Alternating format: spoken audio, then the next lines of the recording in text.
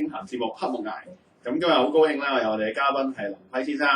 係好感謝，即係可以俾我上一上呢個崖主。係啊，我哋呢度就每個禮拜咧就唔密㗎，應該係每個月咧就有一次咧就會請一啲重要嘅人物上嚟啦。喺每個月一次嘅啫咩？唔係每個禮拜一次嘅咩？唔係每個禮拜。上榮幸咗好多聽。 5月中咧就搞過一次，就講齊齊黑。哦，犀利。係啊，咁我哋嘅題目咧都好有趣啦。如果大家有興趣咧，可以上網重溫翻我哋之前嘅節目。咁而今日我哋而家錄緊嘅呢個節目咧，遲啲咧除咗直播以外咧，亦都可以喺網上咧重溫翻嘅。咁啊，今日揾林輝上嚟咧就係、我哋有個題目嘅，個題目咧就係講特首選舉開跑啊，似乎係。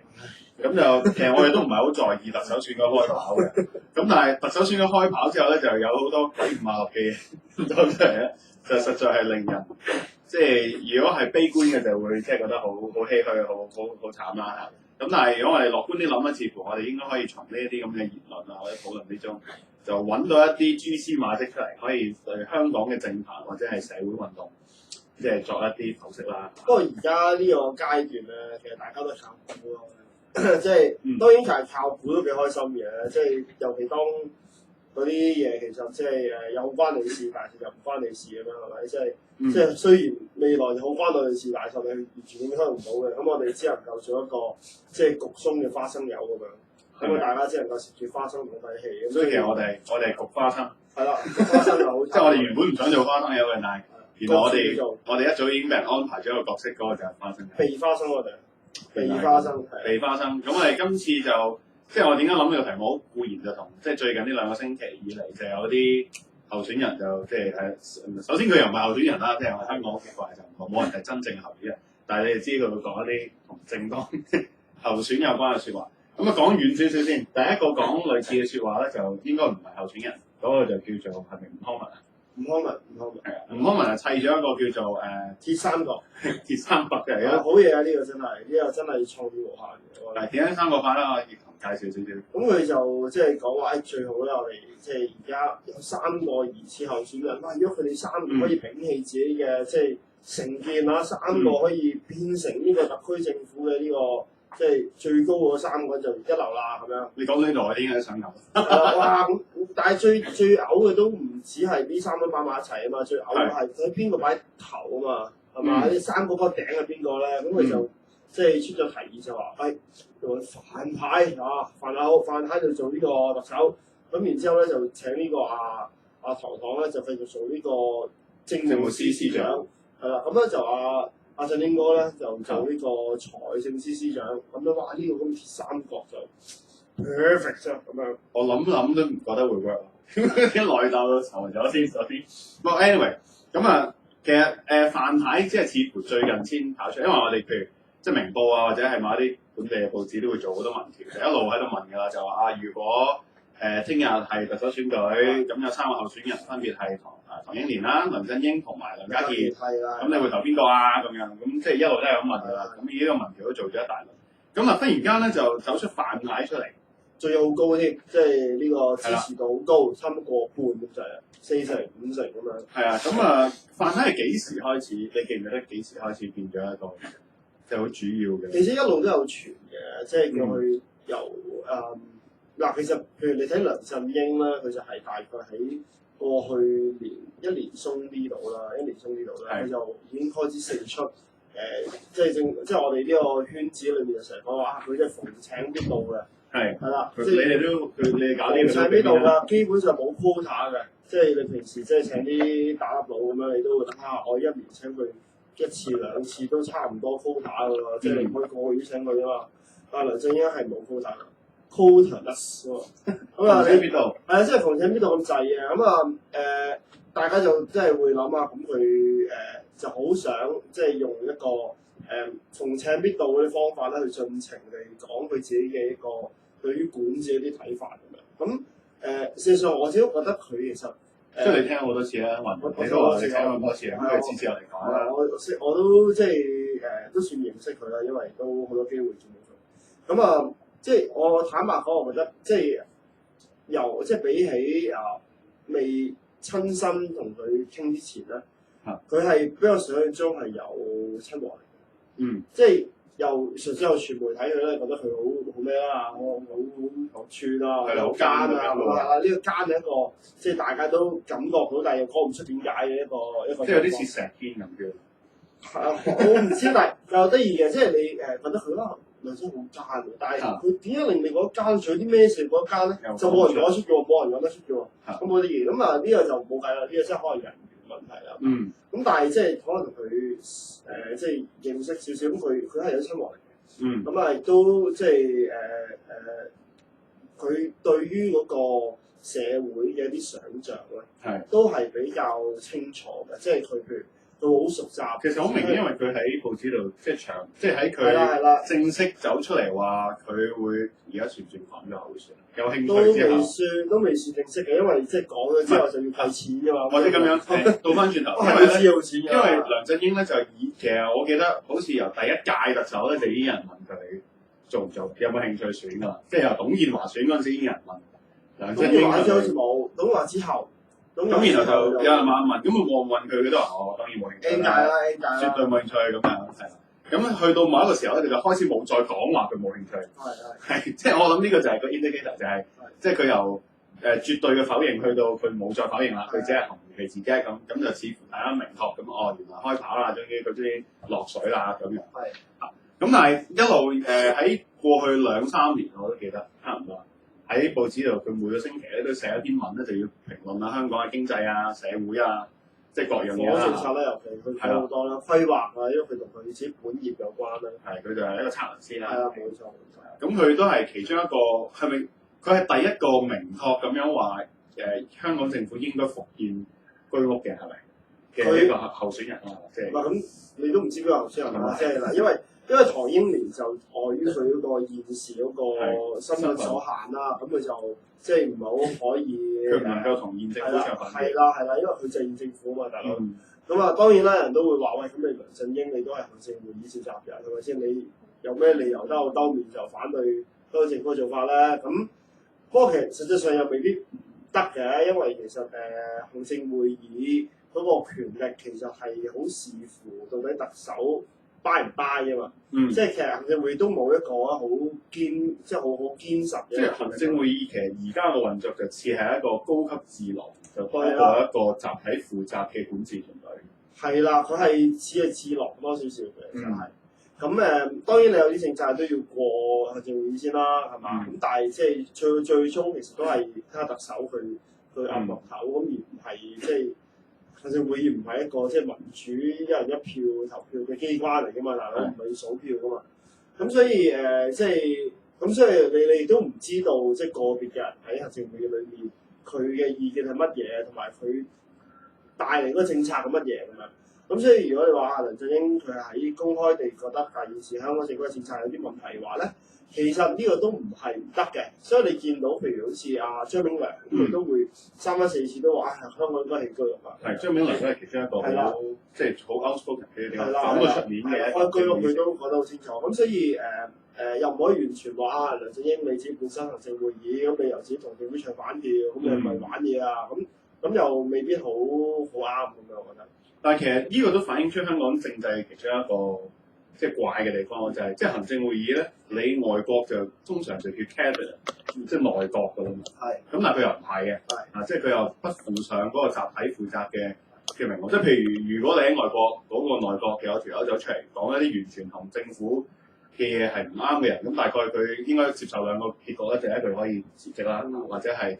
即係 either 係應該面對俾人炒嘅命運，咁但係香港人冇呢啲嘢，冇乜後果可以。係啦，咁當你唔係因為好簡單啫嘛，你嗰個行政會議嗰個權力其實好有限嘅時候，咁你即係你可以變成一個擺設嘅嘛，其實即係你可以完全即係特首，譬如我完全唔聽你講嘢，但係你咪坐喺度咯，你咪坐喺度，你咪繼續講啦，係咪喺戶口嗰時咪度講啦，你又唔驚係反台嘅，咁所以即係呢個又變咗係一個好多時你會見到係一個政治交換嚟㗎嘛，即係你點解行政會議裏面會有兩個民建聯咁樣，咁啊即係有工聯會，咁即係呢啲即係有流黃化點樣有鄉事擺，喂呢啲擺明就係一啲嘅即係政治一啲交換嚟，喺尤其而家呢個咁古怪嘅一個，即係我哋可以見到即係行政會議其實就係嗰個利益同埋管治嘅集團嘅一個大混合。咁但係就唔等於個個都係眾口齊聲嘅。係啦，即係佢可能內部有啲暗啞嘢啦，唔知啊，好似最近爆咗單即係僭建出嚟之後，都唔係個個講嘢一模一樣啦，係咪？咁所以其實呢個就係即係至少我哋由梁振英呢個疑似候選人之中咧，就見到呢個行政會議一啲古怪嘅地方。咁啊，我哋可以講埋第二啲候選人，翻嚟睇下。係啦，咁咧第二個疑似候選人就應該係大熱啦，大熱上台經年啦。咁啊，不過原來佢係大熱咩？係不嬲大熱嚟㗎啦。即係喺嗰三個選。反正係三個，咁你唔計范太就咩？但係其實范太嗱，即係其實范太同一年都古怪嘅，呢兩個人咧，你問，即係你如果你要問，喂佢兩個啲咩政綱，佢支持啲乜嘢咧？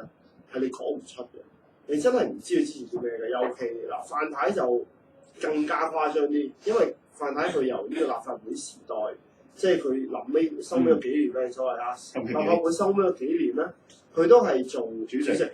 咁主席咧就可以免於一切嘅表態係啦，咁所以佢係08年就開始冇做噶嘛，即係佢係04年又佢臨立會之前至少04年到08年佢同埋甚至再之前有幾年都係佢都係即係臨立會開始就已經係主席係嘛？臨立會之後啊，喺97年咁耐咩？97年到04年啊，差唔多係啊。佢一路都係佢嚟㗎嘛。佢先係到08年係嘛？佢先係到08年。係11年咩？佢又做咗咁耐咩？有啊。但係 anyway，但係佢係即係好耐時間，佢都係一個即係副主席，佢唔需要表態嘅。係。佢可能最大表態，即係打印最深，佢喺呢個即係回歸咗之後立法會嘅表現就係同阿長毛喺度拉扯咁樣，喂兩個議員乖啦，出去啦，咁即係大家都記得呢樣嘢多。咁但係其實佢曾經一段時間，我哋係被香港人稱為香港江青㗎嘛。咁啊，如果大家仲記得，即係喺回歸前立法會，即係仲係末代立法局嗰陣時。咁就係呢10幾年以嚟，佢嗰個不表態，佢嗰個含糊嘅政治取態咧，就令到佢一個好高嘅民望。咁呢個其實好搞笑，點解你唔表態就會有高民望咧？係啊，呢個其實好得意嘅，呢個真係值得所有即係參與政治嘅反思嘅，我覺得。點解佢一定唔表態，反而會有高民望咧？呢個係咩嚟嘅？呢個係一個係真係一個咩嚟嘅？其實咁而呢一種民望咧，就真係令到佢而家好似大家覺得佢做特首啦咁樣，係啦，但係即係有黑貌大熱啦。咁呢個好似兩個好似係唔係好太矛盾，因為但係即係一個大熱黑馬啦。咁但係呢樣嘢真係建基於佢不表態，冇立場嘅情況真係出現。咁如果真係佢真係做咗嘅時候，我哋真係要問喂，佢支持啲乜嘢？佢即係對於治港方略有啲乜嘢方略？即係無論政治經濟或者佢有啲咩班底啊？即係你全部都唔知喎，佢一個謎樣嘅一個人咁樣，就係知道佢應該同中央好 friend 嘅。佢應該以前做過立法會，佢清楚嗰啲立法事宜嘅咁樣。咁係，即係譬如你話曾蔭權咁先算啦，即係你都可以想像到，即係就曾蔭權未做，你都想像到佢會揾啲咩 friend 翻嚟做啊嘛。即係最後譬如你揾咗邊個胡鬚曾啦，又揾咗佢個 friend 邊個？曾蔭權都有講啊嘛，即係都有一個背景啊嘛，喺公務員體系裏邊都有好多 friend。咁即係話唐英年，你可以想象佢都係即係現行政府裏面肯定佢好多班底裏面啦。咁亦都可能有啲商界嘅 network 咁樣。你大概估到佢立場啊嘛，即係你由佢過去10幾年提嘅政策，同埋佢嗰個出身，同埋佢中間講過嘅嘢、支持過嘅嘢，你都即係雖然好模糊，但係大概估到佢比較似係近啲乜嘢咁樣。咁你梁振英都估到佢嘅班底，即係你都知佢政界上邊同佢嘅 friend 啊咁樣。咁有邊個我都唔係知啊。係阿邵善波即係法律研究所啊，即係嗰類咁樣嘅東西，嗰一紮人，即係張志剛啊嗰啲就即係有啲懶係要行下學術。係啦，或者好似商界嘅陳啟宗啊，咁呢個係佢 friend。咁呢大家知啊，或者新發展即係陳啟宗就可能埋呢個新發展論壇啊，嗰集咁嘅人。即係雖然呢啲人都唔係喺政治裏面，即係好 significant，但係即係你但係喺呢個公共領域裏邊都有會就有時出現下你都 map 到邊啲人係大概係咩？同埋佢有一種相對固定啲立場㗎嘛，即係你知道。佢先寫咗2年嘅阿振英哥佢對嗰啲唔同政策咁相對好清楚嘅。咁所以但係就好得意咯，即係佢出到好清楚，咁但係大家又唔好中意佢，咁你越模糊啲，大家就覺得越 OK 咁樣。咁不過當然去最尾咧，民望都係越浮雲嘅啫，係咪？係冇錯。即係神馬都是浮雲啦，冇所謂。因為祝福先最緊要。但係因為都其實都唔關我哋事啦，因為佢有幾多嘅民望，其實亦都唔影響佢做唔做特首咁樣。咁所以但係呢個都幾得意咯，即係你諗下佢嗰個立場同埋嗰個民望即係關係咩咧？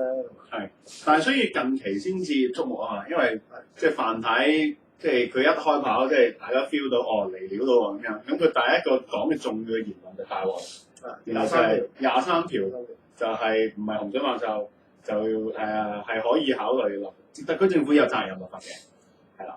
其實呢個就同一般嚟講對於即係范太而家係一個熱門人物嘅推測咧，就好相近嘅。咁如果大家聽過啲即係推論嘅咁樣啦，就覺得中央政府第一咧佢想23條立法，第二咧佢知道無論任何一個人做特首咧，如果佢想連任嘅話咧，23條係隨時害死佢嘅。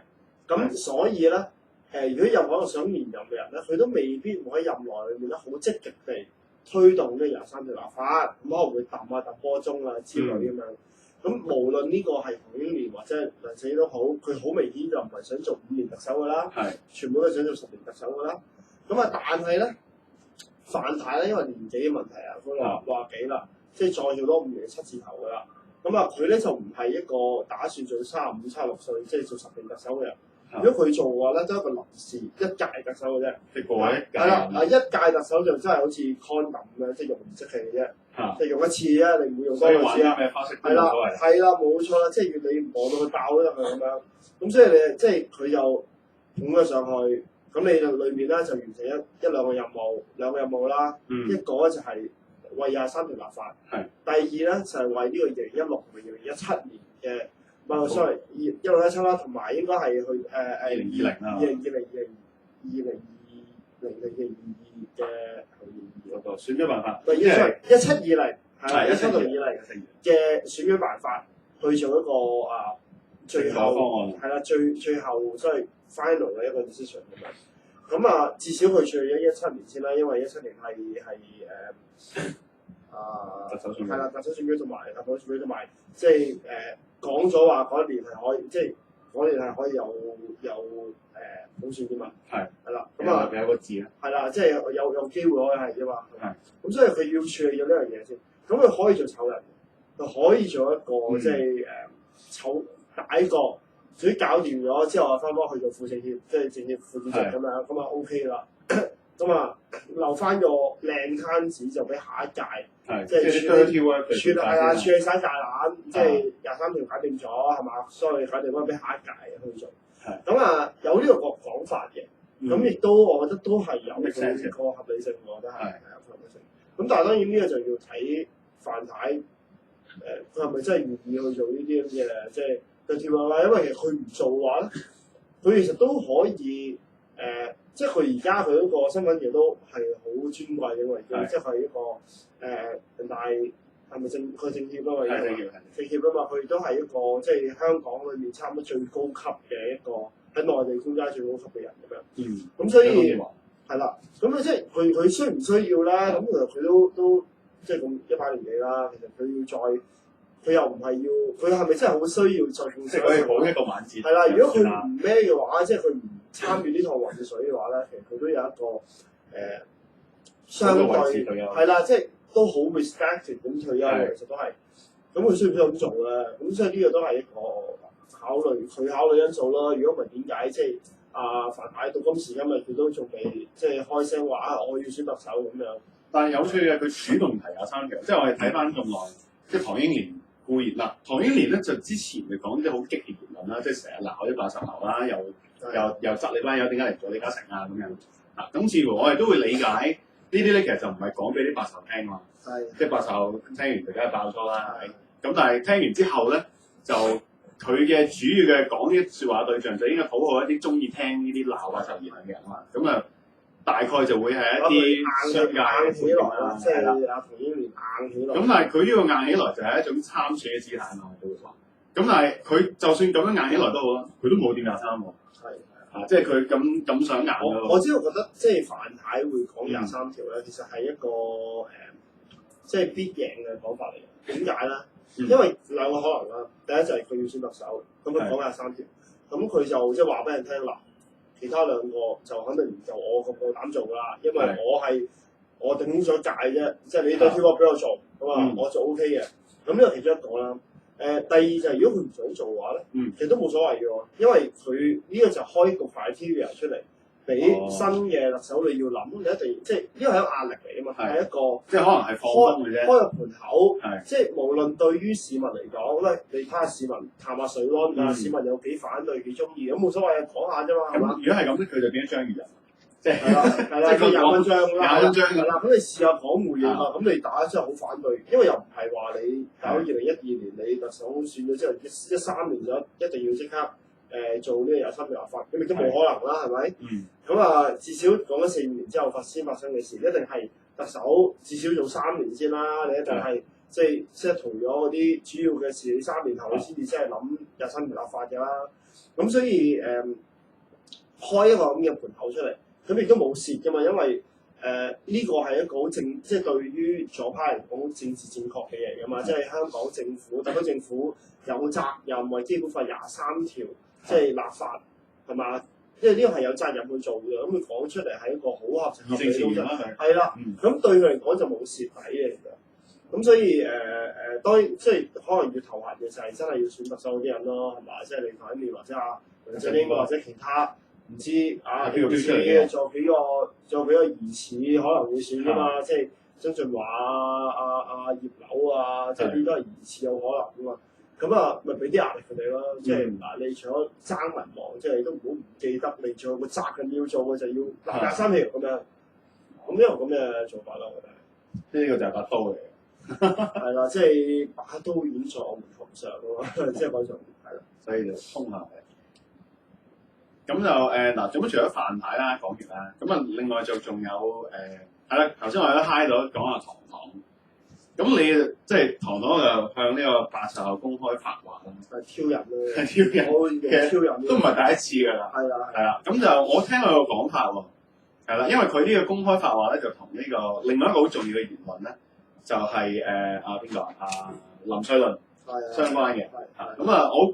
即係記得個 time 係咁，林瑞麟就講咗一個叫普選辦法啦，係啦，咁然後就即係眾口就口誅筆伐啦，即係話仲有唔係？首先係連續幾個人都亂講嘢嘅，首先特首講嘢先，就話即係呢個環評問題係啦，即係呢個嗰啲公民黨即係玩司法獨大，係啦呢個即係唆擺啲小市民㗎嘛，係嘛？即係以環保之名就拖呢個發展後腿融合同發展係啦，有搞到啲工人咧就即係冇公開咁樣係啦，跟住之後林瑞麟就又講呢個即係我哋補選安排遞補安排點咁樣，係咁啊跟住就唐英年就衝出嚟就又講一次，但係你即係我其實我係一咁睇啊，好得意嘅唐英年講嘢咧呢段説話咧係毫無必要嘅，係佢真係毫無必要，即係嗱你當你話曾蔭權或者係林瑞麟，其實佢講呢樣嘢咧都係有一個政治目的，係啦，係好似林瑞麟就好明顯啦，因為佢要過條法例啦。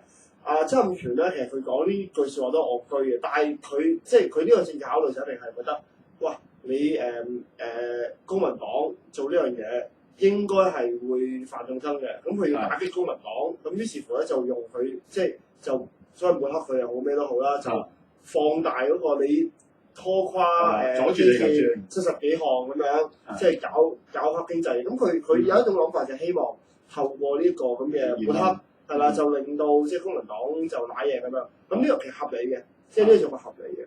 咁但係唐英年呢個係咩嚟嘅？唐英年講呢樣嘢係毫無時機可言嘅，即係而家唔係話有個80後突然間點咁樣，又唔係話即係冇任何嘢喎，佢係點放嘅？佢係點放嘅？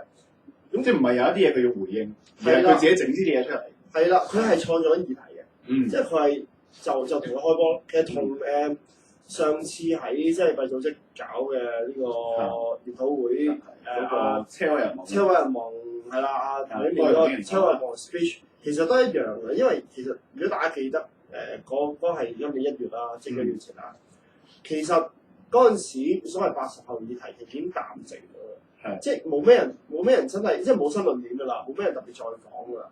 咁而台面特登喺一個青年場合，去特登去用一個咁長嘅篇幅寫好晒 script， 然之後就去講即係呢個80後啦，你唔好剛愎自用啊！如果講到車毀人亡啊，即係啲咁狠嘅説話咧，其實佢係開緊議題嘅，佢係特登去做㗎嘛。咁呢個係一個好古怪嘅一個做法嚟嘅。而你睇翻即係第一次即係1月嗰陣時，佢講完車毀人亡之後咧，嗰幾個月之後咧，佢嘅民望係跌到幾百嘅。係咯，即係佢跌咗好多嘅。即係如果你睇早排嗰個民調就係話，梁家傑下個頭啊嘛，然之後梁振英喺年青人嗰個支持人一聲上咗去啊，因為台年個係啦，佢就台年而家跌咗落去啊嘛。即係嗱，當然你話民望即係如浮雲啦，係咪？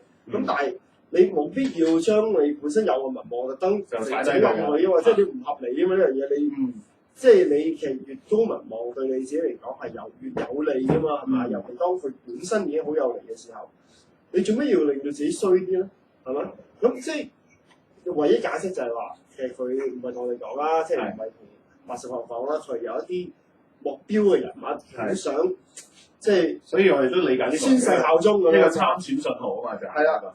唔係即係參選都好古怪，因為佢想同邊個人講咧？佢呢樣嘢講出嚟，佢係可以想表達啲咩目的咧？呢樣嘢係令到人好疑惑嘅其實。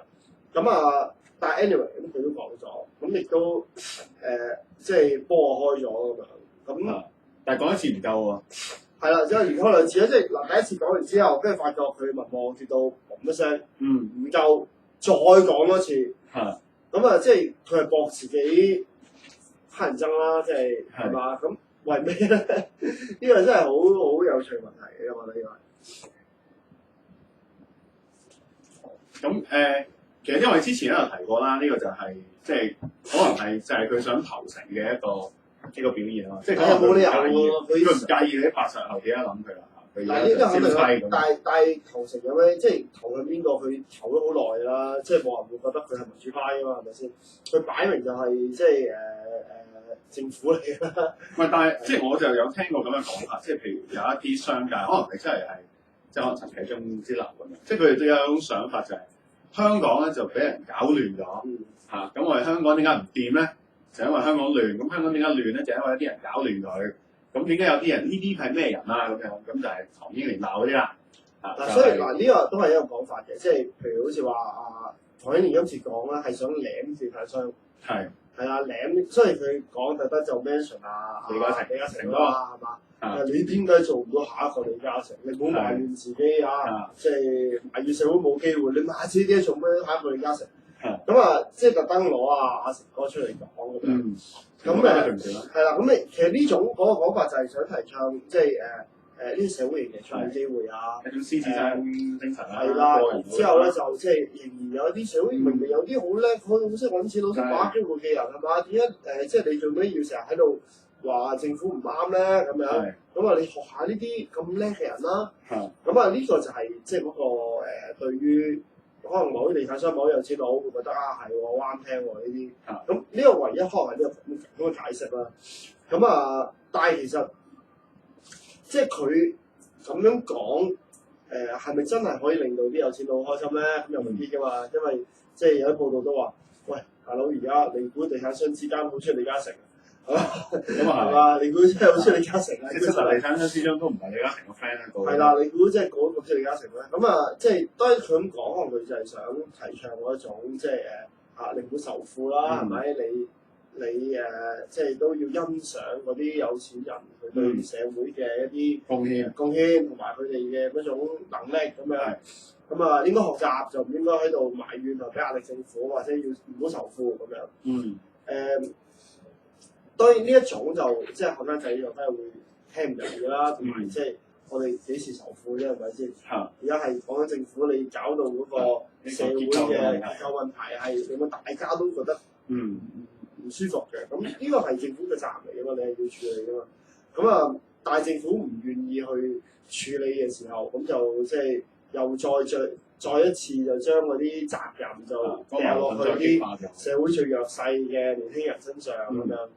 咁啊所以我就聽到有個推測咧，就係點解唐英年會無端端講呢啲嘢咧？就可能就係為咗幫呢個林瑞麟潑即係淋水嘅嚇，即係佢之前咧，即係幫佢大家挑低下呢個補選機制先嚇，即係因為補選機制呢個你啱先講咗嘅，唐英年講咗嗰啲嘢咧冇 point 㗎，亦都冇即係可能你點鬧白仇都好，咁冇政治嘅行動，亦都冇社會行動跟進啊嘛，即係咁你唔通你呼籲完，就算真係有啲人走咗去婆地家庭，都冇結果，即係冇影響我哋社會。咁但係林瑞麟講嗰樣嘢係，即係我諗，即係喺呢三條啊，即係曾蔭權講嗰啲抨擊呢個公民黨啦，到林瑞麟講補選啦，同埋講呢個唐英年話我哋要學李嘉誠，即係三個人之中最實際嘅就係林瑞麟啦。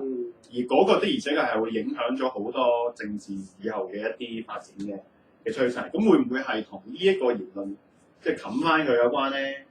其實老實講，你要做呢啲 dirty work 咧，就冇理由唐英年做嘅。即係你如果以唐英年佢一個，即係佢會諗住自己係要選特首嘅時候，佢唔需要去幫即係林瑞麟即係做啲咩，即係接火棒，佢冇需要做呢樣嘢咯。即係佢做呢啲嘢一定係為咗自己㗎嘛，係嘛？即係你同埋如果你要即係接火棒嘅話，你揾求其揾個局長講得啦，你使乜要即係紆尊降貴？你揾唐英年自己講咧，你曾俊華講咪得咯，係咪？咁即係佢唔選嘅嗰啲，咁所以我會覺得佢呢個可能就我會細啲咯，即係你話係咪真係即係咁有團隊精神係嘛？即係你走去幫呢個講都唔信啦。係啦，即係我就政府人存在。係啦，我就覺得完全唔係咯，我覺得。咁反而就係佢希望，即係我呢個真係佢一個判斷嚟嘅，即係覺得佢需要講啲説話俾某啲人聽，咁嗰啲人覺得呢個都係啲 friend 嚟嘅，咁啊。即係佢將嗰個敵對面就擺咗喺年輕人，即係80後，然之後再 frame 落去就係呢啲80後咧就冇鬼用嘅，就又懶啊，又冇目標啊，冇責任感啊，又即係就委做啊，係啦，咁啊呢紮嘅年輕人咧就唔得㗎，咁啊反而上一代咧嗰種咁嘅積極向上努力嘅精神，創造香港社會精神咧，就好值得我哋去敬重咁樣，係啦，咁所以咧就即係。佢用呢啲咁嘅説話一次兩次咁樣去將呢條界線畫出嚟，就去領另外邊啲人咯。咁另外邊啲人先有票噶嘛？係咪？即係你無論地產商又好，你無論選委會又好，選委會800人，有幾多個40歲以下啦？係咪？你數埋都冇幾多個嘅，真係30歲以下，即係80後一組冇。係啦，40歲以下我估不超過20個。咁你全部都係40幾、50歲、60幾、70歲，反而50至70歲好多嘅。係啦，咁啊講呢啲嘢咯，即係所以如果用呢個角度諗嘅話咧，個可能性就比較大啲。咁啊，但係我覺得而家係咁，即係佢就條橋係啱啊。但係我哋就可以話香港嘅政制咧，原來就係咁樣嘅，就我哋嘅政制咧就係要靠800人選出嚟呢個特首啦。咁然後你點樣可以氹到嗰800人咧，就要講啲好似唐英年咁嘅嘢。咁唔知道會唔會嘅意思係你做都係要做埋添？咁如果係咁講話，振英哥就肯定死硬啦，即係成日講埋晒嗰啲要幫啲咩弱勢社群啊，要點樣令到香港嘅經濟更加全面嘅發展啊？即係如果係咁講，大家都即係地產商唔會信佢啊，覺得喂大佬你講埋啲嘢都冇謂嘅。唔係咁你梁振英其實都唔係蠢成咁嘅，你見到佢間唔時咧都會即係佢都試過講啲怪論，譬如佢覺得諾貝爾和平獎應該頒俾陳小平。佢唔止啊，佢仲有啲同地產商有關嘅一啲論點嘅，即係佢都佢好似去咗翻講話嘛，佢唔會以整冧樓價為目標噶嘛，即係佢覺得樓價唔應該冧咁樣。咁你諗下樓價唔應該冧呢個係一個咩講法嚟？因為即係個估計到爆嘅講法嚟噶嘛。你香港樓價高成咁都唔應該冧。係嘛？即係同埋以佢成套對於房屋土地嘅邏輯咧，樓價唔應該冧呢個係完全違背嘅。唔 make sense，即係佢一路又話佢幾千蚊係咪？係唔 make sense，唔係話佢佢自己都會一定覺得香港樓價太高嘅，呢個係肯定佢知道，話佢都會講話即係嗱當然佢可能佢有專業嘅位啦，即係可能佢去到最尾佢嗰個innate 嗰個諗法就係、應該點樣將私人市場同埋即係公營即係分開佢私人市場同埋需求嘅即係市場即係個 demand 分割同埋一個炒賣嘅 market 係啦，點樣分割點樣咁係可能佢講呢樣嘢都未定，但係佢用一個好出奇嘅方法去講。同埋佢話佢嘅目的唔係嘅，係啦，即係可能咪即係佢站就係唔係佢唔會令到樓價跌嘅，即係佢一個好似安心，令到嗰啲買咗樓嘅人同埋地產商去安心。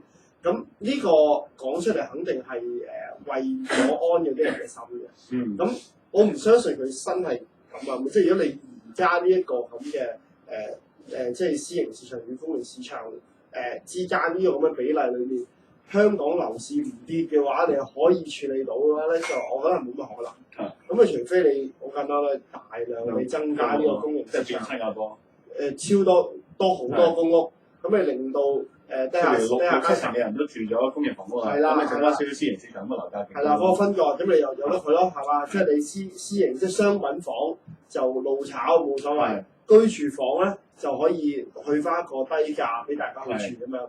咁即係佢可能係講呢樣嘢嚟嘅，咁但係講出嚟 present 個諗法就即係 present 個方法就令人覺得係啊，佢就係想不變，即係唔好搞維持現狀。咁但係如果你睇阿鄭英哥佢平時寫嗰啲文，你就知佢唔係啦，即係咁所以都得意嘅，即係梁生佢都會考慮一啲即係佢都有啲咩 swing 嘅做法，即係一時咧就講一啲治港方案，係治港方案，突然間講到好鬼左嘅，或者好鬼變態嘅東西，咁啊等人哋覺得係喎，佢都即係唔係嗰邊嘅喎，佢都好似呢邊嘅喎咁樣。即係簡單嚟講，就要講啲唔 make sense 嘅嘢咧，先可以討好到。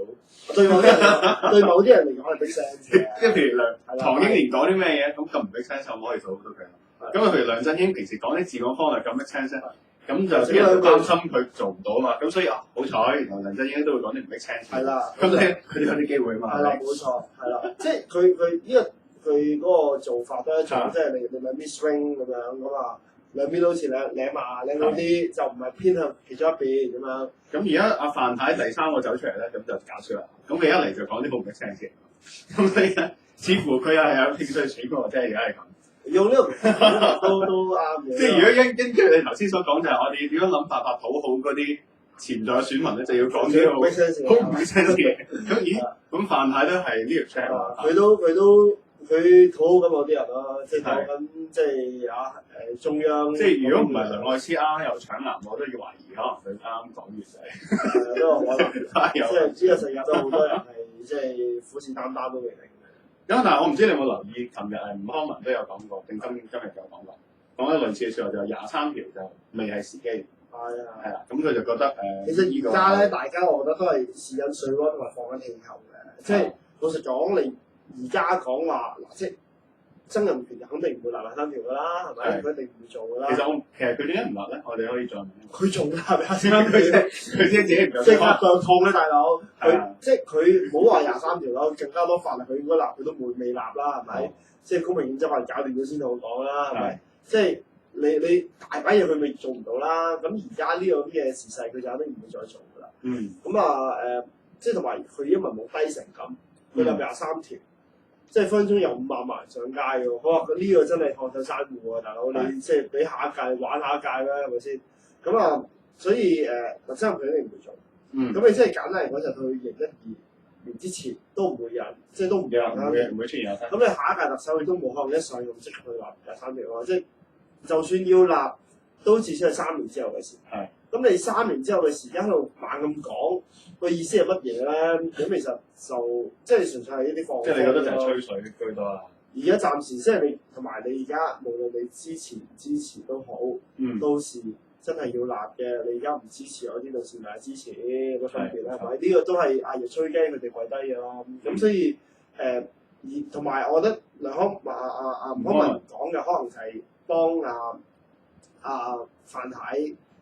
即係淋熄啲火咯，即係譬如大家會覺得，喂，范太你而家你係咪想即係立法三條啊咁樣，咁你咁可能就引用吳康文嘅講法。吳康文就出嚟講，就唔係啊，唔需要講呢啲嘢，全部講下講啫嘛，係咪先？即係唔適合嘅咁樣，咁咪好似冇件事咯。咦？咁講下唔通吳康文係幫范太助罪？好明顯啦，咁佢即係佢一開頭就第一個就已經係。佢似三國第一個就係講話係范太做。嗰個好明顯。三國點解係范太做特首先？你因為點解係佢先？咁佢梗係覺得范太做特首係好，因為佢你如果你睇佢訪問咧，佢講過㗎，佢話范太係象拔蚌喎，即係似乎社會各界都可以接受，眾望所歸，比較接受到呢個人咁樣。咁呢個已經係佢最大嘅一個理據咯。咁所以吳康文一定會覺得范太係一個可以接受同埋一個比較理想嘅人選，呢個應該都不言而喻嘅，都係。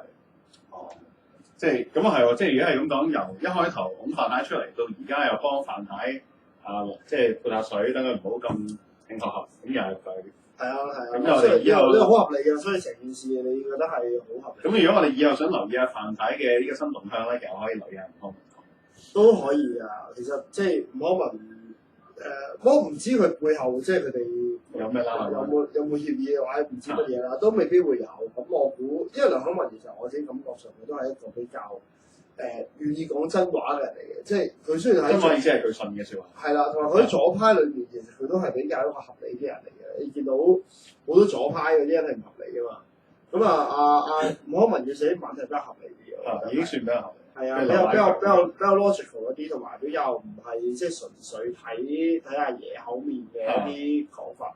喂，你有啲人我講邊個啦？成日開口埋口就話港獨嗰啲，真係好難頂㗎嘛！嗰啲真係。咁吳康文就佢 make sense 一啲嘢，所以咁所以佢我估佢會真係相信啊！你咁多人裏面，其中可能真係阿范太比較適合喺呢個咁嘅即係風雨飄搖嘅時間度做特首。咁去穩定個局勢，因為佢相對咧就好似比較親和力，比較容易咧，即係可以黏合到一啲即係社會矛盾咁樣。咁我覺得佢會係呢種咁嘅思考，即係一個咁嘅立場都未定。嗱，我哋講翻23條啦，你頭先都講到一個問題就係曾蔭權點解唔立得23條？因為佢排名太低啊！咁一立23條，分咗100萬上街咁樣冧當大鑊。冇錯。咁所以如果我哋用同樣嘅 logic 咧，呢個諗其實任何一個人如果佢要立23條，民望都不可以太低。或者佢可以即係佢冇審美根咯，因為其實香港嘅政治就係一個好古怪嘅，即係香港冇政黨政治啊嘛。係。咁於是乎咧，佢嗰個每一個人都係孤立嘅。係啦，特首係冇一個政治遺產留俾下一屆。咁所以理論上咧，因為佢冇繼承者，冇繼承者一個概念嘅時候咧，咁佢如果佢真係可以管死嘅話咧，佢不妨做啲好核突嘅嘢，因為佢又唔需要顧及，譬如佢會拖累啲政黨啊，係嘛？即係譬如喺台灣咁陳水扁貪污咁啊，民進黨嗰個係啦，咁啊拖咗幾年係啦，咁你譬如好似美國都係啦，係嘛？即係布殊與奧巴馬之爭，奧巴馬同埋呢個麥凱恩係啦，咁麥凱恩成日都俾人話就係因為佢繼承咗布殊嘅即係遺產，因為政治遺產係有即係係要還㗎嘛，即係。有政黨政治嘅地方，佢就會去諗：我今日我做咗呢樣嘢，我唔單止係代表我嘅，而係我會影響我自己嘅政黨未來嘅發展嘅。咁所以佢一個好長遠嘅諗法，當然即係政策上就會有政策連貫性啦，同埋一個政策理念嘅一個延續啦。咁亦都佢未必好夠膽去做一啲好大嘅改動，或者一啲好核突嘅嘢。因為好核突嘅，佢就發覺，喂，咁我之後點算啊？我俾人鬧趴喺度喎。咁但係香港個情況就係你冇一個政黨政治，佢冇一個即係冇傳承關係。係啦，冇傳承關係嘅。咁所以佢就可以簡單地做喎。如果譬如范太佢真係覺得，我就即係為呢個中央政府衝鋒陷陣，即係完成歷史任務，咁啊為下一屆嘅特首咧，就開山劈石。係啦，我處理晒啲咁嘅東西，咁我就呢5年啦，我就幫你解決晒呢啲爛攤子，咁我之後我就去做政協分咗主席都有得做咁樣，咁係有可能發生嘅，係有可能發生嘅。咁所以即係如果喺呢個角度睇嘅話咧，即係范太做嘅嘢就係一個，即係佢同曾蔭權嘅分別就喺呢度咯，可能係。即係佢有冇政治包袱，佢又唔知代表邊個咁樣。嗯，咁佢真係純粹代表自己嘅。三權都仲有代表住一種即係公務員公務員黨體制嘅係啦，佢係公務員黨啊嘛。即係嗯如果譬如曾俊華俾佢選嘅話，係佢就係繼承曾蔭權嘅政治遺產嘅。咁呢一曾蔭權都繼承咗陳方安生嘅某一啲政治遺產。可能都有，係啦。咁而家唐英年實佢都某程度上都係繼承緊曾蔭權嘅一啲政治遺產，因為始終唐英年都喺個政府裏面做咗好多係啦，十年八載。咁佢都係某程度上係繼承緊呢個政治遺產。咁但係范太就冇咯。咁所以係有呢個咁嘅分別喺度。咁我哋今日嘅時間差唔多啦，我哋之前又講咗3個候選人啦，亦都其實從唔同嘅分析嗰度都側寫到香港啲政治嘅環境。係啦，去最尾咧，我哋都要講多句就係，即係以上嘅內容咧，其實同香港冇關，因為我哋係冇得選嘅，所以我哋係被花生友咗。係啦，咁我哋都只能夠係食下花生噶嘛，吹下水咁，但係好 fucking care。好，咁今日嘅時間差唔多，多謝劉輝，拜拜。拜拜。好。但係呢個節目係完全唔得嘅喎。